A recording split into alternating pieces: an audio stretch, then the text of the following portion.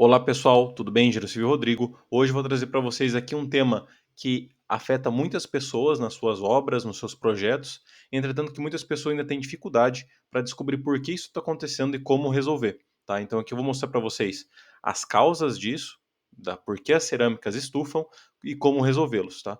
Então espero que vocês gostem, deixem um like, se inscreve no canal que isso ajuda muito a divulgar esse vídeo para outras pessoas que assim como você têm essa mesma dúvida ou têm esse mesmo ponto a tratar dentro da sua vida profissional ou até mesmo da sua casa que está acontecendo esse problema. Vamos lá?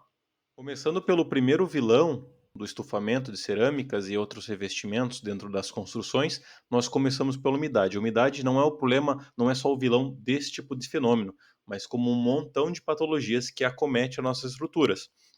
Então, assim como nos outros lugares, nas outras causas, ele também é um agente principal nesse fenômeno.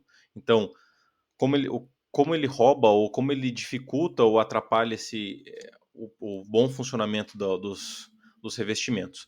Por processo de lixiviação, se a água está em contato com esse revestimento, ele vai roubando as propriedades mecânicas do concreto, da argamassa, ou seja, roubando todos os aglomerantes, toda a propriedade de fixação da argamassa, até que chega um ponto que essa argamassa já não tem mais resistência propriamente para segurar a nossa cerâmica, o nosso revestimento, e a partir daí, por qualquer esforço de fricção, de atrito ou até mesmo de dilatação, essa cerâmica se vai soltar, se vai romper ou vai estufar, ok?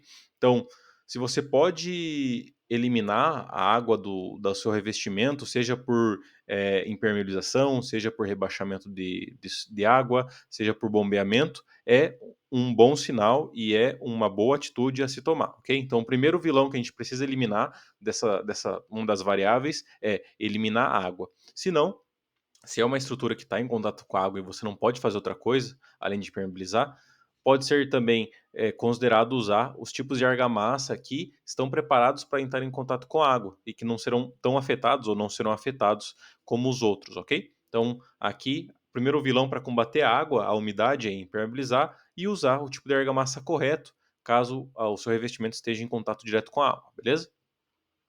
Mesmo assim, se você não tiver água, esse processo de estufamento das cerâmicas, dos revestimentos, ele pode acontecer mesmo assim. E por que eu digo isso? Porque o maior vilão, ou seja, a maior causa que gera esse tipo de estufamento em revestimentos é a dilatação. E isso não está diretamente ligado à presença de água ou não. A água simplesmente é um catalisador disso tudo. O processo que realmente faz com que as cerâmicas estufem é a dilatação, que é um processo que é gerado pelo aumento de temperatura, juntamente com a diminuição de temperatura, no nosso caso aí seria a contração, mas o que faz as cerâmicas estufarem é geralmente a dilatação. Ou seja, quando você aumenta a temperatura, assim como qualquer outro tipo de material, ele dilata. Então aqui eu fiz um desenho para vocês entenderem. Então vamos supor que você fez a instalação num dia de temperatura normal, você instalou aqui na nossa primeira linha. Nós vemos aqui as cerâmicas, o rejunte, separando cada uma delas, e tudo bem. Passou um dia, passou alguns meses, ou até mesmo alguns anos, com esse aumento de temperatura, o que acontece? Como qualquer outro material, os materiais dilatam. E como a cerâmica é um material diferente da nossa argamassa, ela tem um coeficiente de dilatação diferente também. Então, ela vai querer expandir. Entretanto, se nós temos uma cerâmica ou outro revestimento ao lado, e todas estão querendo expandir, vai ficar sem espaço. E aqui vocês podem ver que não tem espaço para elas expandirem ou para onde elas irem. Então, qual é a consequência disso? Elas começam a encavalar uma na outra, buscando esse espaço. Essa é a consequência, ok? E também isso é muito comum. Quanto maior nosso pano de cerâmica, de revestimento, mais probabilidade disso acontecer. Então, elas vão querer expandir, não vai ter espaço e elas vão começar a estufar. E é muito importante isso, porque vocês podem perceber que quando acontece isso, são dias ou são épocas ou semanas que houve um aumento de temperatura. Obviamente, esse processo também de é, dilatação ou também de estufamento das cerâmicas também pode ser causado por outros fenômenos, por exemplo, por recalques diferenciais da fundação ou da viga baldrame, que também pode gerar esse tipo de desplacamento, tá? Geralmente o estufamento está ligado mais à dilatação, mas também quero deixar claro para vocês que movimentos da estrutura também pode causar isso. Só que daí já seria uma outra causa, que é mais ligado à fundação e estabilidade da estrutura, e não propriamente dito da dilatação da cerâmica, ok? Como eu falei para vocês, o maior vilão desses estufamentos de revestimentos é a dilatação por temperatura, ok? E o que a gente pode fazer para resolver? Mais que resolver, seria precaver. Porque depois que você já fez mal, é muito difícil você recuperar sem tocar na cerâmica, tá? Simplesmente fazendo de novo. Então, o que a gente pode fazer para que esse problema não ocorra é utilizar o tipo de argamassa correto, como eu falei para vocês, de acordo com o local que você está aplicando, se é interior, exterior, se está em contato com água ou não, justamente por quê? Porque cada uma está preparada para um tipo de exposição a sol e temperatura e a graus de umidade. Então, você utilizando a argamassa correta, ela vai ter mais resistência e vai ter mais ferramentas, mais artimanhas para trabalhar com esse tipo de variação de temperatura ou com variação de umidade, tá? E o outro ponto que muitas pessoas não sabem qual é a função, e eu acho que é o ponto mais importante aqui, é a distância de rejunte, ou seja, o rejunte das cerâmicas, é, dos revestimentos, deve ser respeitado. Isso vai de acordo com o fabricante.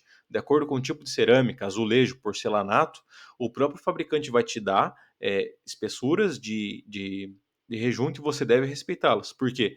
Essas distâncias estão justamente para respeitar e funcionar como margem de manobra para esses movimentos de dilatação e compressão aqui dos elementos, tá? Então a gente vai contrair e vai dilatar, contrair e dilatar. Então vocês podem ver que, de acordo com o material que vocês compram, vai estar lá rejunte ou distância entre rejuntes ou distância entre revestimento, tantos milímetros. É muito importante que vocês respeitem essa distância, que rejuntem essa distância, porque vai ser essa distância que vai fazer com que o seu revestimento dilate, mas sem estufar, ok? Então vocês podem ver o rejunte, propriamente dito, a argamassa de rejunte, ela é feita geralmente justamente para isso. Ela funciona como um espaço, uma rota de escape para justamente aceitar essa expansão e dilatação dos materiais. Então, como eu falei para vocês, resumo do vídeo. Primeiro, eliminar a água ou evitar o máximo de contato de água com o nosso revestimento, argamassa e cerâmica, ou revestimento no geral. Utilizar o tipo de argamassa correto para o local que você está instalando. Geralmente nós temos três no geral aqui, argamassa, tipo 1, tipo 2, tipo 3, tá? Para interior, para exterior e a C3, ok? E também admitir e respeitar as distâncias de rejuntes estipuladas pelo fabricante. Vocês podem ver que porcelanatos tem uma distância um pouco menor. E por que isso? Porque ele dilata muito menos que uma cerâmica convencional, ok? Bom, espero que tenham gostado do vídeo. Fico por aqui. Até a próxima. Tchau.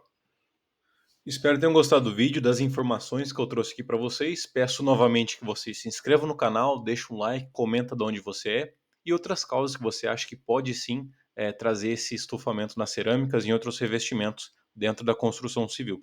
Fico por aqui, até a próxima, tchau.